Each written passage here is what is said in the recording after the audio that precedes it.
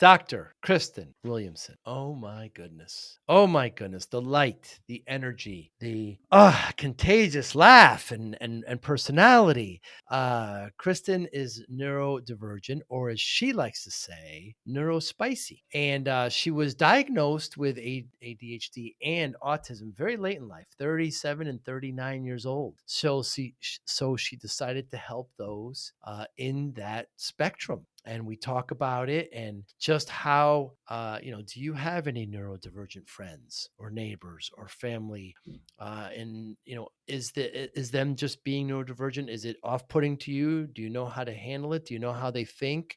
We mentioned the show Love on the Spectrum, which was on Netflix, I believe, a few different countries, and she loves it. It's just, exposes more, and she wants to be one of the voices of the people who may or may not have a voice. Her hobbies were fascinating, and we went over all of them: reading, coffee, cats, brains, advocacy, puzzles. How does one have a hobby of coffee or brains? You'll find out shortly, but it's fascinating. She talks about the 3 different kind of stages or levels of autism.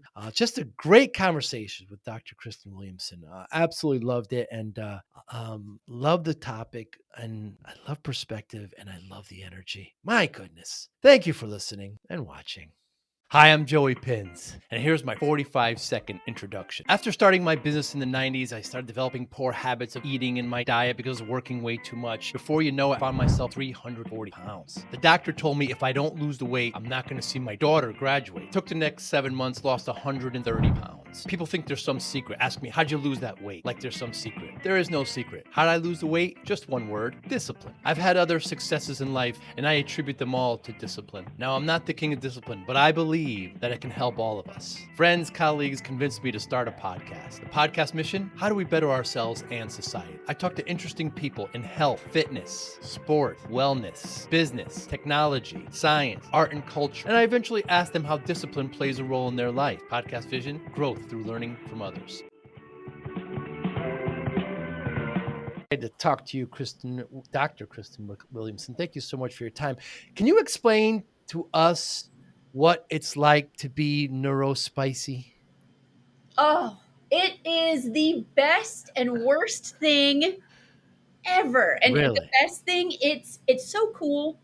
My brain gets to experience joy, I feel, on different levels. Mm. For smaller things, like, oh my gosh, a cat looked at me. This is the best day ever. But I also, when I say it's a hard thing, like, my brain doesn't like to give in to change very easily. Mm. So if someone switches the toilet paper roll around, I'm like, what? No, but that's not within the well-established boundaries we have put up. Interesting. And how there's certain things that have to change, right? Traffic, things like this. What do you do about that? Life is just an amalgamation of change, and Yes. it's hard. But I think it's coming in with the acceptance that change is going to happen whether I want it to or not. Mm. And I can choose to fall apart, or I can take a deep breath and pause, work on some coping skills, and Mm. then come back and say, well, what can I do about it? What can I learn from this? If it's traffic, ooh, because traffic is always there. I'm like, maybe I don't drive around in a big city at the end of a work day. I That's see. going to make it less stressful. It's good advice for everybody. Avoid the rush hour. So you were diagnosed very late, 37 with ADHD, and then autism at 39. What was it? What great relief was it that you were officially diagnosed at that point? Oh my gosh, it felt like I got to let go of a breath that I didn't realize I was holding. Mm. And I didn't even come into the awareness that my brain might be a spicy brain until around 35, when I had a friend of mine who's also a therapist say, I'm pretty certain you're autistic. And I'm like, no, I'm not. No, my kid's autistic. I don't have any of these symptoms. I'm not this or this. I don't have trouble with textures or clothes, and he looked at me, he goes, do you not have trouble with textures because you've already weeded out all the textures you don't like? And I was like, Ah. yes. And so I had some years of the undiagnosed, but I mean, undiagnosed, self diagnosed, and the Right. learning about myself before I even got to have any kind of, you know, documentation on paper from a doctor, which I'm a professional counselor by trade. I Nice. have my Nice. doctorate in behavioral health management. I Yes. work predominantly now with adults who are on the neurodivergent spectrum, and Hmm. a lot of them come in self-diagnosed, just learning about themselves, and I don't see anything wrong with that. In the idea of you are learning how your brain works and how your brain acts and reacts to things so you can come in and advocate for yourself in ways Hmm. that you hadn't known you could do before. And so I think there's a big power in even just learning how your brain is, how your brain, like, you might get overwhelmed at certain smells or sounds, or a lot of times we have trouble with like mushy foods like bananas or yogurt. And so different things, it's like, okay, I'm learning this about myself. I'm not going to force myself to do it. I'm going to work with my brain versus against it. Hmm. Is that texture issue generally for all autism or just some? Not across, and I can't speak for everybody, but I will say a higher percentage than not from the ones Really? that I have met and worked with. And I have no idea. Something about we like to have, and for my brain, I like to have a crunch, something that doesn't have like a food I'm not biting into is really hard. And it's hard for my brain to Wow. compute that there's two things. And so it's the, okay, with yogurt, I'm going to add granola or things to bite Ah. into. And it's again working with my brain versus against it, because if there's nothing in there, my brain panics a little bit. And so it's the, okay, you know what? I've learned my brain's going to panic if I don't have this. So I can add this in. It's just an extra step. Hmm. It's not a big deal. Soup? Soup, same thing with the, I like the Crackers? soups, like the potato soups or crackers are adding goldfish to it, or you have a grilled cheese that you can dip into tomato soup. Right. Hmm. Is ADHD often or ever overdiagnosed? I don't know if it's overdiagnosed. For a long time, it was over medicated. Oh, maybe that's the difference. Yes.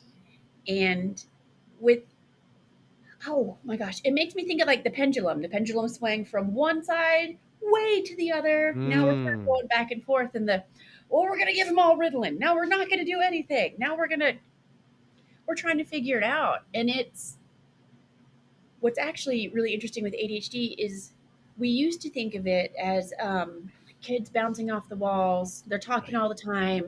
They can't sit down. They're just a pain in the butt, and they're the class clowns in school. But there is more iterations of ADHD. Now it's ADD and ADHD is kind of combined together. Mm. There's the inattentive type, the hyperactive type, and then the combined type. I think there's more than that, but those are the three that I typically look at. The inattentive is the ones who you are more in your head daydreaming. You are, and those are the ones that didn't get diagnosed nearly as much. In that, oh my gosh. And a lot of times when I think about this, I think of kids in like elementary school. The teacher's talking and you're looking out the window and like, what would it be like to be a butterfly and this and this and this? And you'd have no idea what the teacher's saying. And then the teacher's still frustrated because you're not paying attention. So you're still getting dinged as not even necessarily a bad kid, but one who's not a great student. Mm. And so with my ADHDers, they are growing up with a message of, I'm not enough.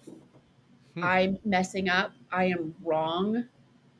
Because from a very young age, they would hear, well, you're just lazy.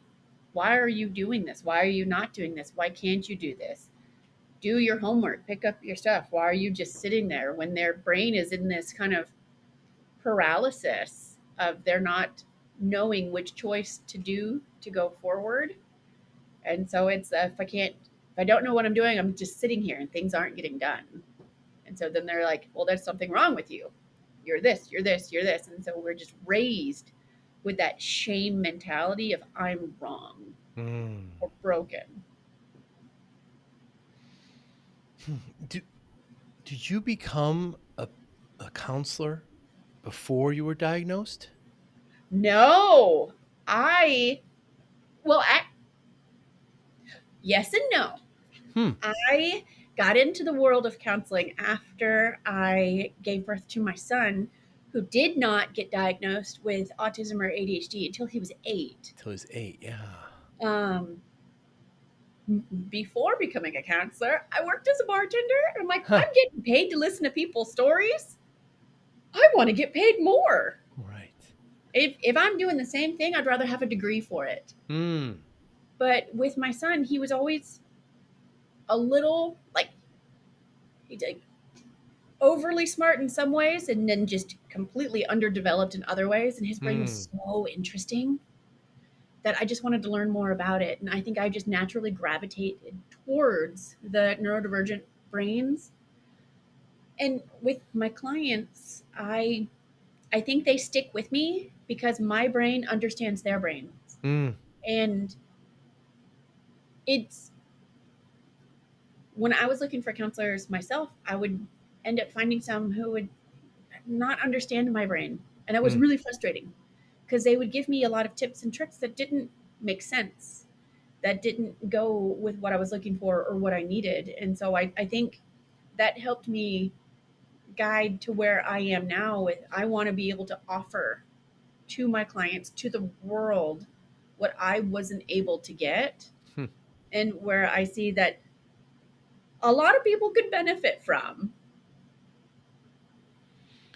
But they say, correct me, right? It's a spectrum. So, I Mhm. mean, it's a wide spectrum. So, it would seem to me only logical, Kristen, that somebody with neurodiversity would be able to work with those. But I guess it depends on where they are in the spectrum and where their patient is. Mhm. With the spectrum, you are correct. It is a giant Yeah. spectrum. These days, autism is divided into 3 levels. Level, and it's by support needs on a day-to-day basis. I would be See. considered a level 1, which is I have very low support needs. I can have a job. I can talk to people. I have a family. I can do these a lot of these things, but I still the support needs that I have. I will not cook to save my life. We Hmm. That is my husband's job. If it's up to me, we will live on cereal. Mm. We will live on air fried chicken nuggets, things because for me the return on investment is not there. And so Hmm. I'm like, nope, that is one of my struggles. I also have a very hard time always saying, okay, I need to go shower.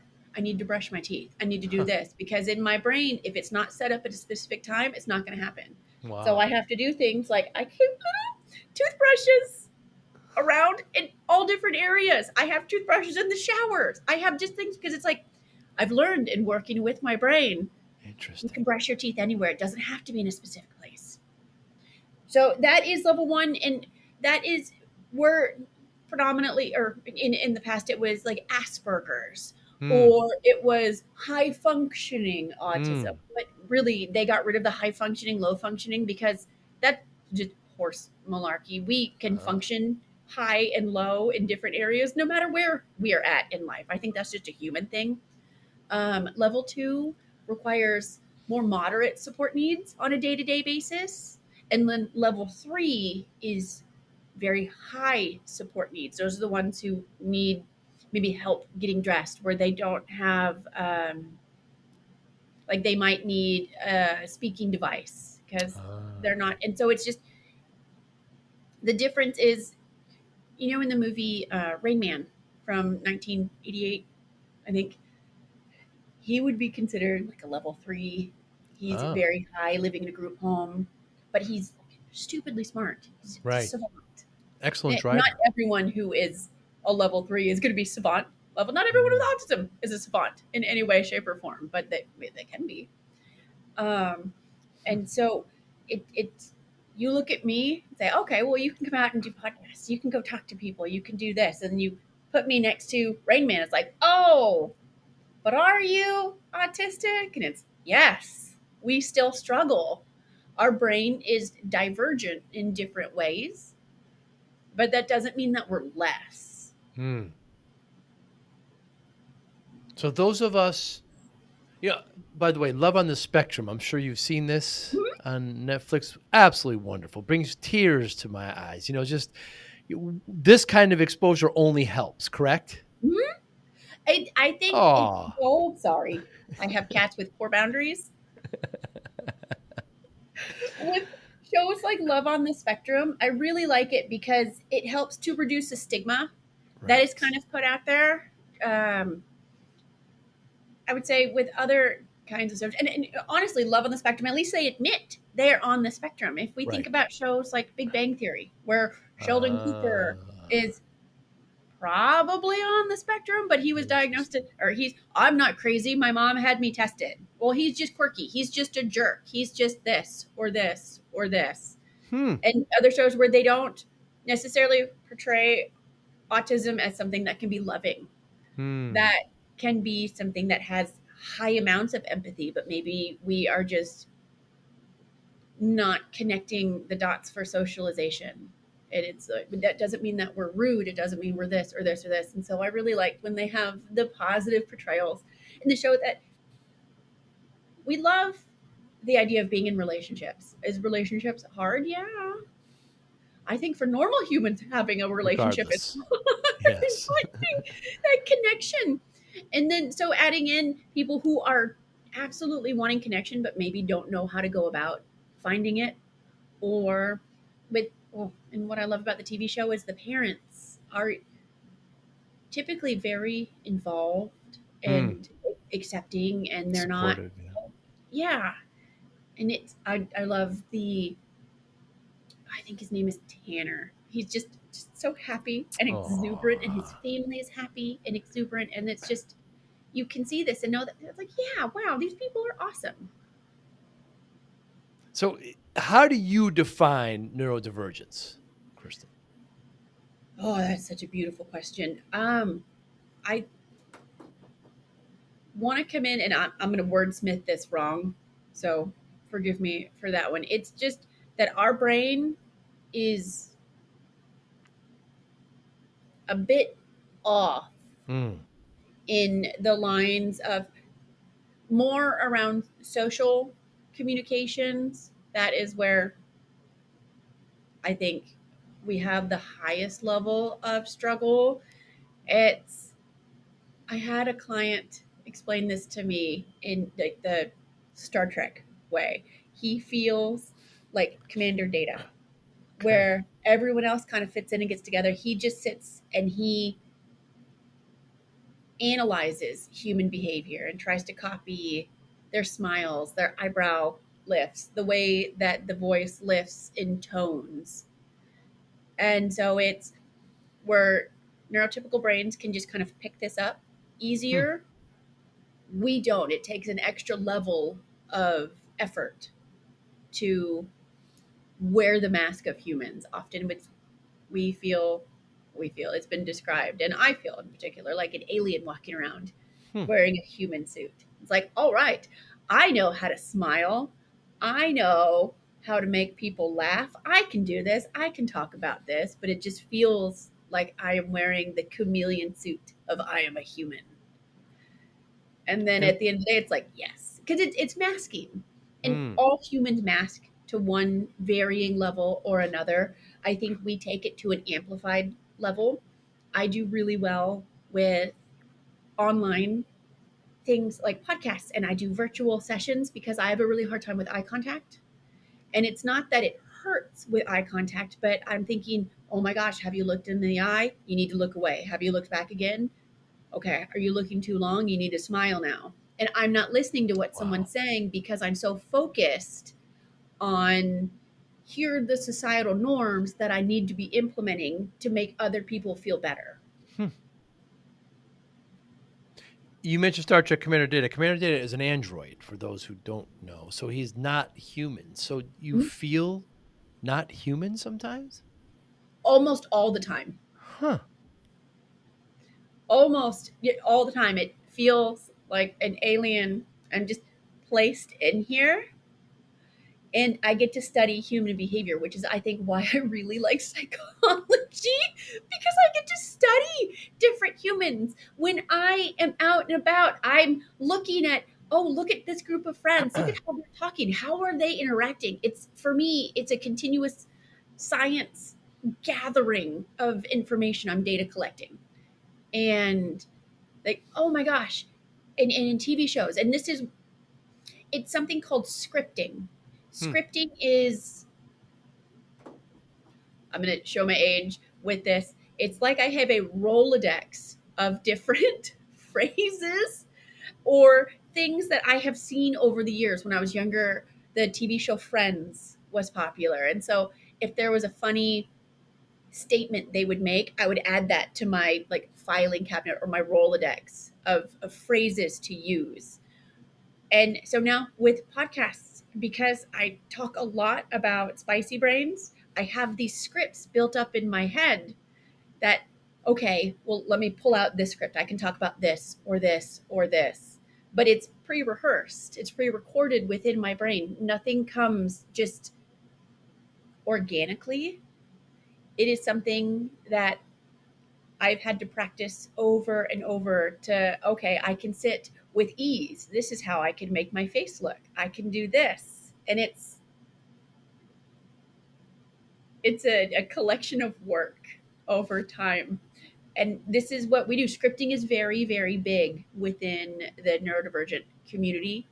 We have scripts for phone calls. And okay, you're calling a doctor. I know I'm going to say this or this or this. Scripts for whenever we are ordering a meal at a Wow. restaurant, whenever we are talking to friends. And my group of friends, they love to pick on me because they know if my script is gone, they're like, it's almost as though your brain is just sitting there buffering. You're trying Huh. to figure out what to say next.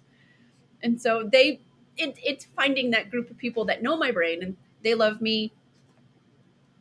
I don't want to say regardless of my brain, like they love me for me. Like my brain can be this or this or this. And that doesn't mean it's less. It just means, nope, I'm going to hit that moment where it's going to look like I'm buffering. Why do you like the show, Kristen, Resident Alien? Oh my gosh, I love the show Resident Alien. I feel like him. I feel like him so much. There's moments where he comes in and he's like, "Okay, this is how that, ha ha ha ha ha ha." I'm like, "Ha ha, yes." That's, and it's, I've never felt more seen within a show than as an alien coming in and just trying to be human. And he's so smart but so off. And people, they just kind of accept him for his Right. quirkiness Right. and his weirdness and his delightfulness. And he'll pick on kids, he'll pick on adults. People will pick on him. And plus Alan Tudyk is a phenomenal actor. He can do no wrong in my mind. He's the show. Whoever hasn't seen it, he's an actual alien. Gets kind of shipwrecked on planet Earth and is in this small town and just can somehow change himself to be a human. Yeah, And he he's wears fish out the of water. he wears the human bodysuit of a That's right. doctor. Doctor. Yeah. And it's basically coming in and, oh, okay, this person does this. They look sad. I need to look sad. Oh, they're unhappy. You need to be unhappy. Make your face look like this. Hmm. And it's actually really funny because I've seen a lot of people within the medical profession, especially when they are like surgeons, or if you have a doctor who has horrible bedside manner, chances are they are more on the divergent side because they are so focused within what they do that they don't have that bandwidth to give for, Hmm. I'm going to have beautiful bedside manner. I'm going to make you feel good. It's like, no, I'm going to tell you this and this and this. It's not my job to make you feel good. It's my job to give you the information. But as the patients, they're always looking for, I want to feel good. Like I want to Hmm. feel better. So that's my rabbit trail for a lot of doctors might be on the divergent Hmm. side. So, Kristen, when we meet those of us who are not neurodivergent, meet somebody, and what should we look for if when meeting someone that may be on the spectrum, and how should we react and deal with it? I say you treat them like you would treat anybody else. If you are coming out and meeting somebody and you're noticing that they're having a hard time making eye contact, Hmm. don't think that they are necessarily doing it because they're rude. Don't think they're doing it because they don't like you. A lot of times we will put people in boxes that we feel comfortable in understanding. Hmm. So coming up and I start talking to someone and I'm having a hard time making eye contact, they might place me in the box of, well, she's just a butthole. She's just rude. She doesn't like me in any way, shape, or form. Because that's how they understand, okay, social norms, if you're not making eye contact, clearly you're wrong, you're rude, when really it's not. And so, like, if you see someone wearing headphones, it's not that they are just fighting the system, that they are just being obstinate and defiant. They might be wearing them because that's how they are able to reduce the volume of noise that Hmm. they are hearing. And so that's helping to reduce a sensory overwhelm. Ooh, and another one. If you see a mom or a dad and they're at a store and their kid is just having a full on meltdown, just flat on the floor or something, I wouldn't instantaneously say, oh man, they're just a bad parent. Huh. Oh, your kids are so spoiled. You're doing this or this. Like that kid, I didn't I did not realize this that I learned I did this as a kid from my parents who loved to share stories of the, oh yeah, when you were a kid, you had, the overwhelms. Like I didn't know I was overwhelmed. But when my kiddos were little, going into grocery stores, like, oh, especially big box stores like Walmart, or for me, I have a hard time going into stores like Lowe's and Home Depot and Costco because the ceilings are so high and there's like floor to ceiling stuff, and I get overwhelmed with the visual chaos. Wow. And that makes my insides panic a little bit. Huh. And so I start getting the tunnel vision and my heart starts racing and I start getting very uncomfortable. And so imagine being a 4-year old who's having that exact same reaction, but they don't have the words for it. And the parents don't know what's going on. They just see that our kid is having a meltdown. But then they're looking up and there's people around them giving looks of just this shame. I can't Hmm. believe you're doing this as a parent. You're allowing your kid to do this. Like, no, I'm not, but I don't know what's going on as much as you don't know what's going on. I What are guess some misconceptions? I'm sorry. oh, no. What are some misconceptions? Yeah. Oh, gosh. That we are savants. Right. That's a really big one. In that, oh, okay, you're autistic. You must be great at math. No. All of my math teachers can tell you I was not good at math. Or that we are just inherently rude, or that and I think that's the kind of Hollywood had placed that on there that, okay, I well, see.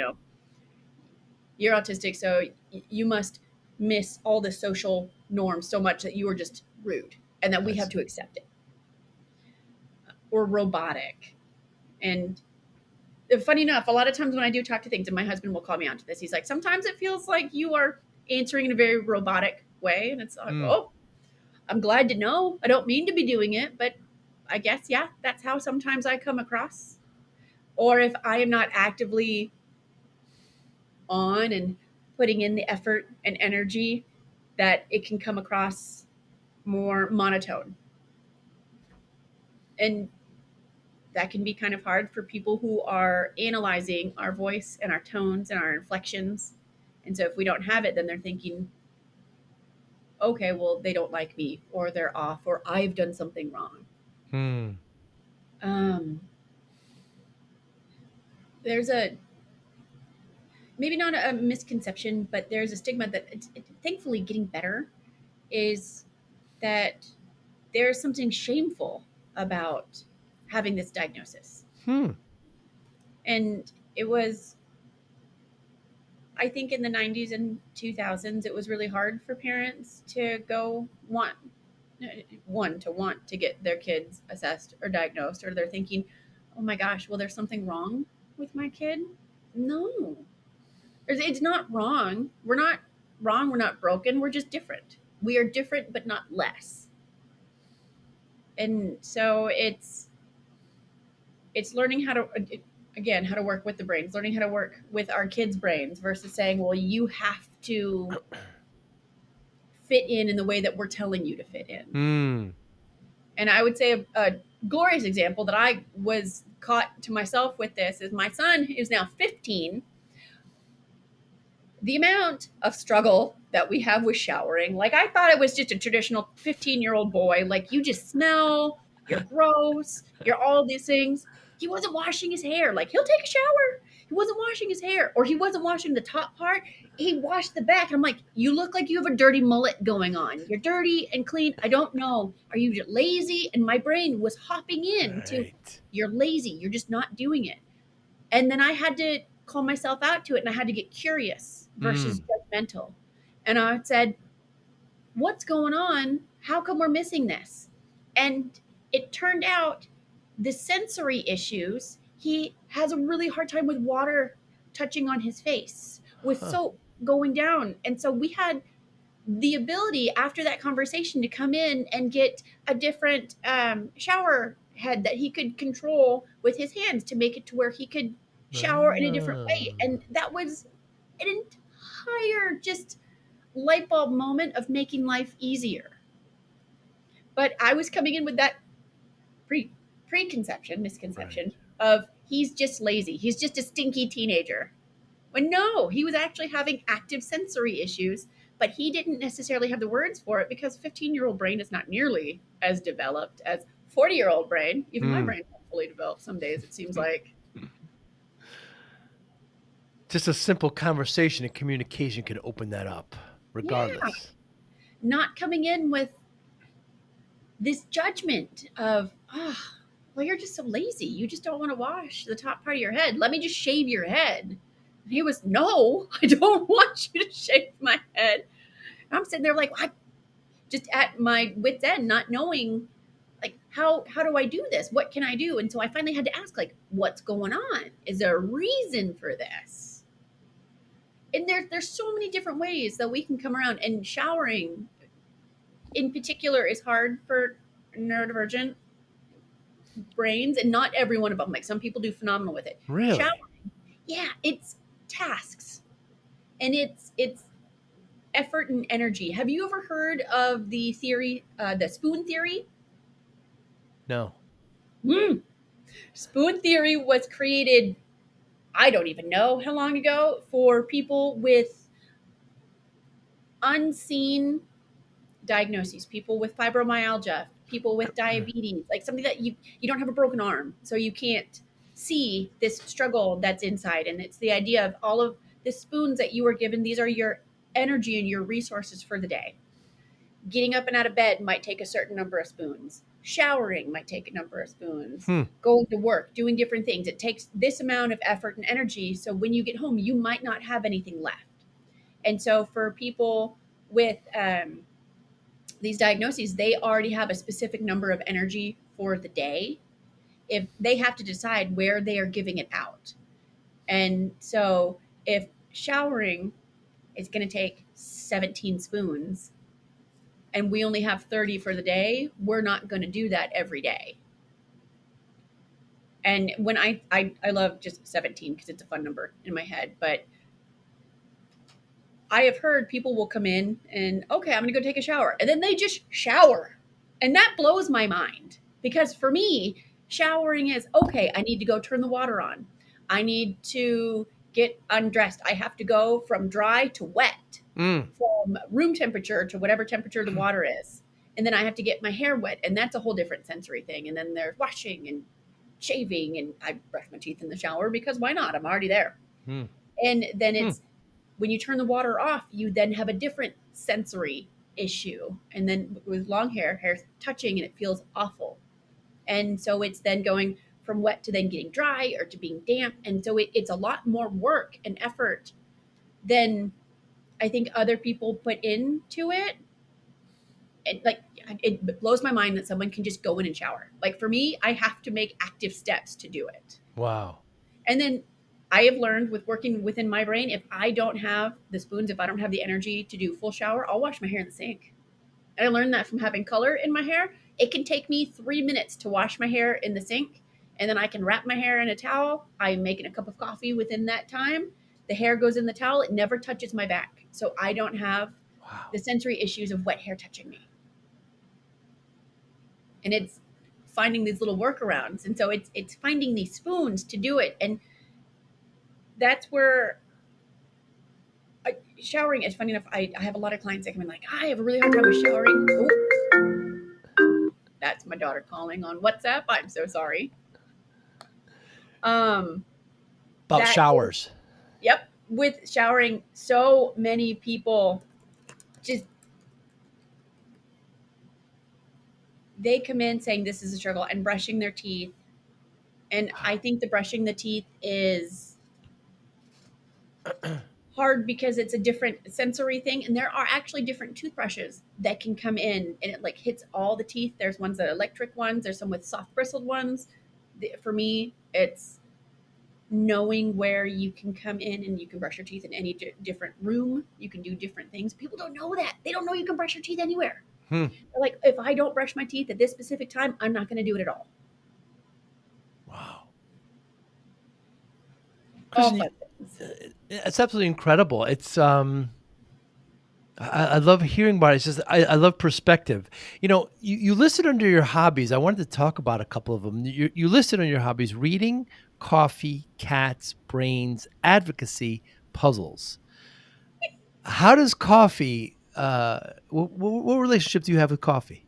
I have such an unhealthy relationship with coffee. Why is that? With all the vices, some people do a lot of things. I don't drink, I don't smoke, I don't do anything but coffee. I'm like, if I love having coffee in the morning. I love different flavors of coffee. I have friends who are flight attendants and they will collect cups from all over the world. Huh. It's just become such a fun hobby of what's the best kind of flavor can I get? What's a weird thing? What's something that I can talk about? And I've definitely learned that coffee spans zip codes, spans It continents. does. It's people from all over. I can talk to them about coffee, and it just seems to be an easy conversation to Hmm. have. What would you say if I told you I never had a cup of coffee? I would say you are missing out on one of the delights in the world, but that you would not be alone Hmm. because a lot of people like it's just not anything like over in Europe. It's more they drink tea, Yeah. and that's beautiful and glorious. I don't want it, but I love that they have that. And we were talking earlier, and I saw one of your cats kind of walked in front of the camera here in your microphone, and you complained that it didn't have boundaries. Why do you love cats? Oh my gosh, I love cats because they are the epitome of consent. Of consent. They are the epitome of consent. They will accept your love and adoration on their terms, Right. On their terms. Yes. which as opposed to dogs, which are No. toddlers in the best way possible, Right. but dogs are very needy. Yes. Cats aren't. My brain can handle the level of responsibility that I can give for cats. And I know there is some outliers of cats that are exceptionally needy. The ones I have are not. Mm. And so I don't have to feed them at specific times. I don't have to do this and this and this or go out and take them for walks. It is a level of bandwidth I can give for them, but they also come around And as you saw him walk across, they're like, I'm going to be here. I'm going to be part of your life. You're going to love me at my time. Huh. I think it was Winston Churchill has a famous quote where he had pigs as pets, and he said, dogs look up to you, cats look down at you, pigs treat you as equals. I've, I've not heard that, but I absolutely believe it. Brains. How are brains one of your hobbies, Oh my gosh, Kristen? brains are so fascinating. I Huh. don't know if you have ever done this. This might just be something that I love to do. I love to go out and see, and maybe this is why I like therapy so much. I get to talk to people, learn about their brains. Just Hmm. like with puzzles, they are they are a puzzle, and how this brain works, how you were talking, how your brain has connected to these different ideas and thoughts and actions and what has gone on in your life to make you who you are. And then the neuroplasticity within your brain, that if something happens, we can create new neural pathways.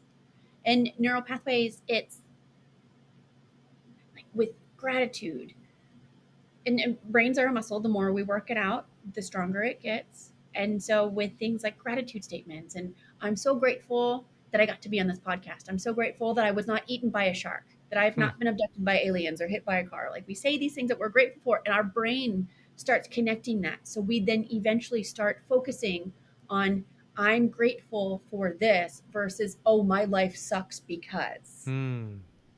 And so just learning that we can mold our brain, it's just so cool. And humans are amazing and they're fascinating, and I love learning about them. What's the difference between brain and mind?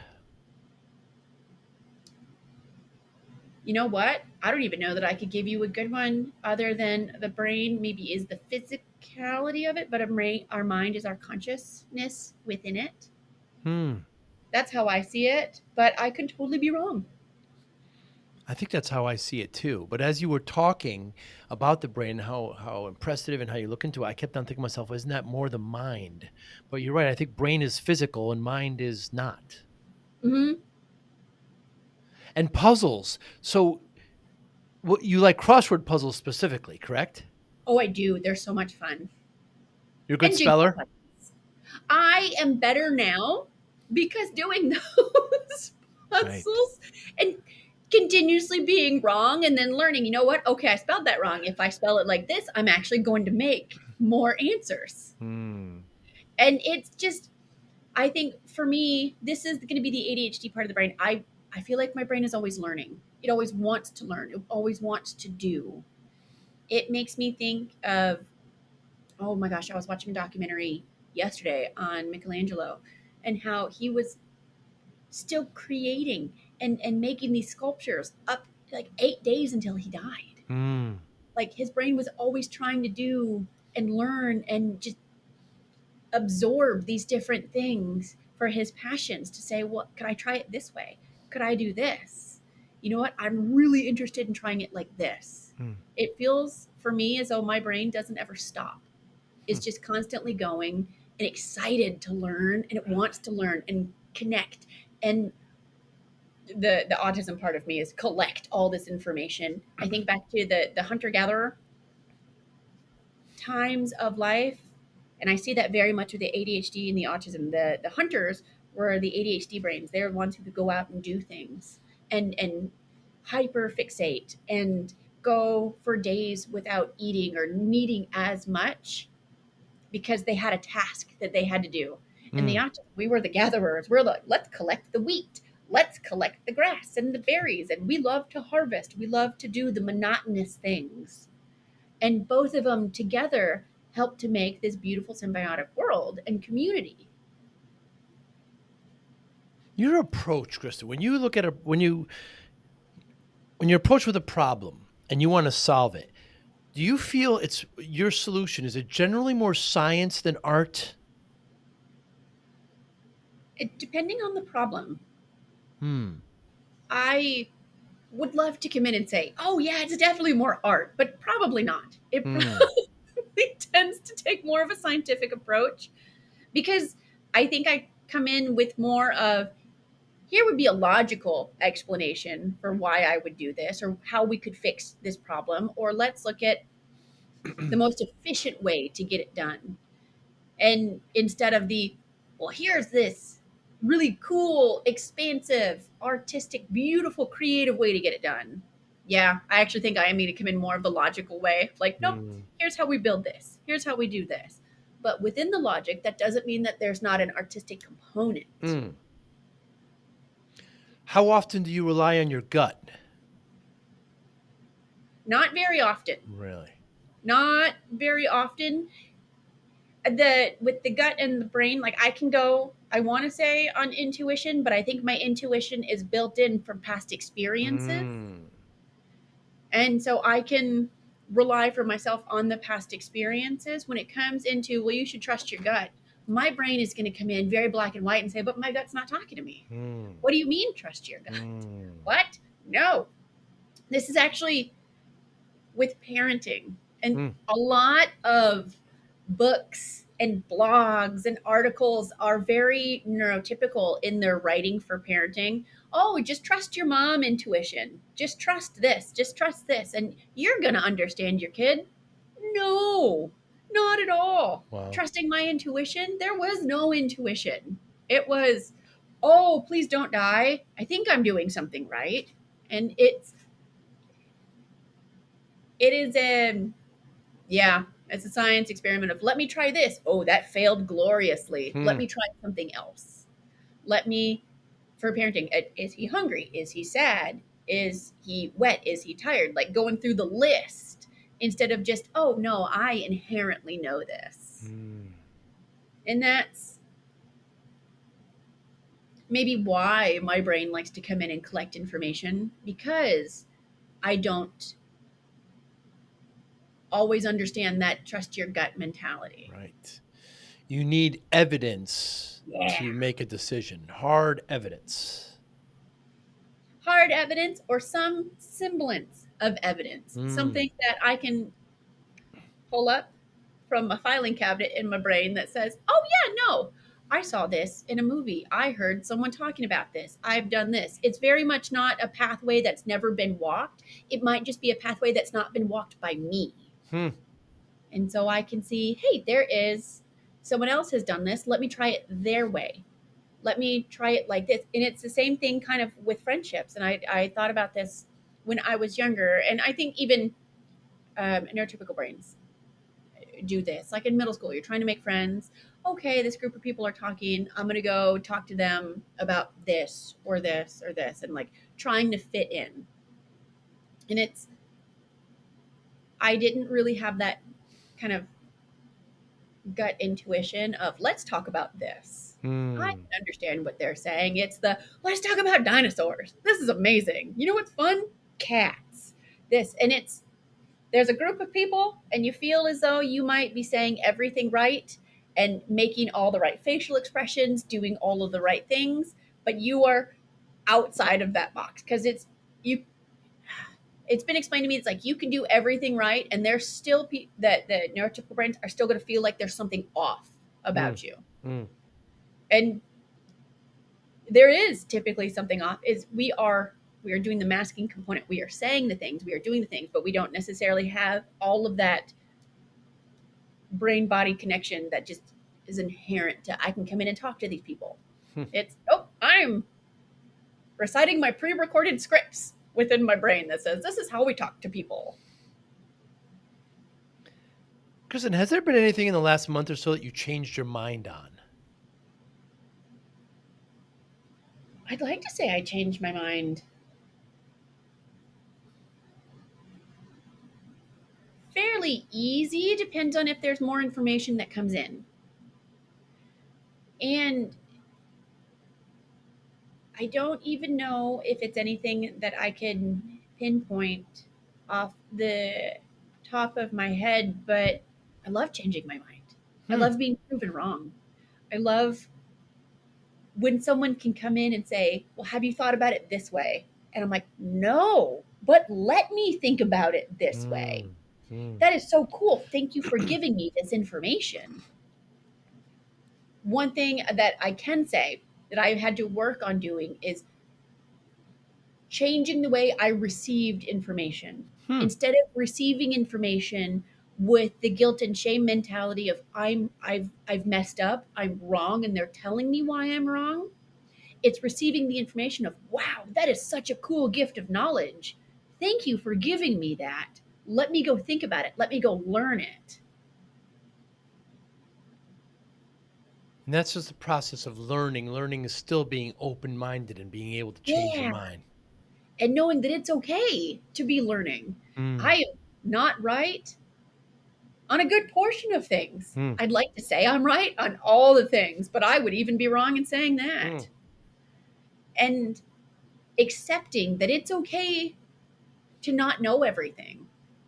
It's okay to know a little bit about it and have someone else who knows more tell you about it. And then you want to learn from them. And that's not anything that's a negative. And I think that's what makes it fun in talking with people and learning because everyone is so fantastically smart about specific things. Mm. And most of the things, it's not anything I'm fantastically smart about, but I get to learn about them. So, Kristen, I started my my business back in the 90s, and I was working way too hard. I was working, 14, 16-hour days, putting my health in the back seat. Terrible. Next thing I know, I'm in front of the doctor, and she tells me I'm at 340 pounds. And she says to me, if I don't lose this weight, I'm not going to see my daughter graduate. My daughter was just born. Scared the life out of me. Spent the next 6, 7 months, lost about 120 pounds and kept it off. You can't look at it as a finishing line. And Yeah. when I tell you, I make lifelong changes when it comes to these health issues. And when I tell people this, they always say, what's your secret? What you do? And there's no secret. Discipline. That's how I kept it off. That's how I continue to keep it off. Focus, willpower, etc. How does discipline play a role in your life, Kristen Williamson? Whenever I see discipline, I think about it in two different ways. I think about it for me in structure and in Hmm. priority. And in hearing just what you were saying, like, how do you keep it off? Well, you made it a priority. Hmm. Being healthy and making healthy choices was something you prioritized. And that was then easier for you to do because you had that at the top of your list. Hmm. For me, the things that I prioritize, I add them into a structure of, you know what? Okay, I prioritize, like, I want to say work, but like making sure I'm showing up for my sessions for my clients and that I'm being the best for them. And so, in order to be the best for them, I know I have to care for myself. And it's the same Hmm. thing for being a mom, for being a spouse, and for being a cat owner, like all the things. Um, I am a better version of myself when I have a higher level of structure. I have more routines than my husband really wants me to have because Hmm. he has an ADHD brain that's just chaos incarnate, and I am structure. And so Hmm. we butt heads in the most beautifully horrible ways possible. And I know I love a good list. And here's my to do list for the day. I live on calendars and I color coordinate them. And it's so much fun. And I get so much enjoyment in, like, here's this. And then we have my husband and I have connected calendars. So he knows when my sessions are, when our school events are, when, because I have kiddos who are now in sports and in drill team and all of the things that take so much more time. And for me, time management is not always easy, so I need to prioritize it. And so I know when things are, so I'm not stuck in that waiting mode. Hmm. Have you ever been in the waiting mode where, okay, hey, I've got a doctor's appointment at 3 o'clock in the afternoon. It's 9 o'clock in the morning. My brain says I can do nothing else until Hmm. that doctor's appointment because if I do something else, I'm going to forget about it and then everything's going to fall apart. Hmm. Waiting mode is a less Waiting than mode. fun place to be. Yes. Sometimes I don't want to start anything that may be too distracting before an event like that, but I never think I'm going to forget to go. That's very interesting because you'll be Yeah. so locked into it. Mhm. The next thing you know, hours have passed by and you missed the appointment. Fascinating. Yeah. I don't want to start this really cool thing because I don't have as much time to Mm, dedicate to it as I mm, want to. mm, So I'm going to put it off. I'm not going to do it versus the idea of, you know what? I can do a little bit. I'm going to do the things that aren't going to suck me in for 4 hours. hmm. What motivates you, Kristen? Everything. What motivates me currently is the idea that I get to be an advocate. I get to be a voice for those who don't have an easy time talking. Mm, And that is where, and I've learned that probably over the past couple of years that I have the ability to talk. The same friend, Josh, who was like, I think you're autistic. He calls me the forward facing therapist while he is the backwards facing therapist. He will prefer to be well behind the scenes. I want to be out. I want to be open because I can add this bubbliness that says, look it, we're kind of weird, but this is a lot of fun. And that's okay. And not everyone has the ability to do that. So I want to take my privilege and I want to do it. And I want to be the best that I can to reduce this stigma, to show that everybody's cool and weird and organic and authentic in their own ways. mm. So, given that motivation of being, an advocate for those who need a voice, how do you measure success, Kristen? In varying ways. For me, my personal idea of success is, have I shown up for myself? Have I shown up for my family? Mm, Am I doing what I can today with the energy that I have to make the world a little bit better? And it doesn't have to be the entire world, it can be our world. It can be my world, our community.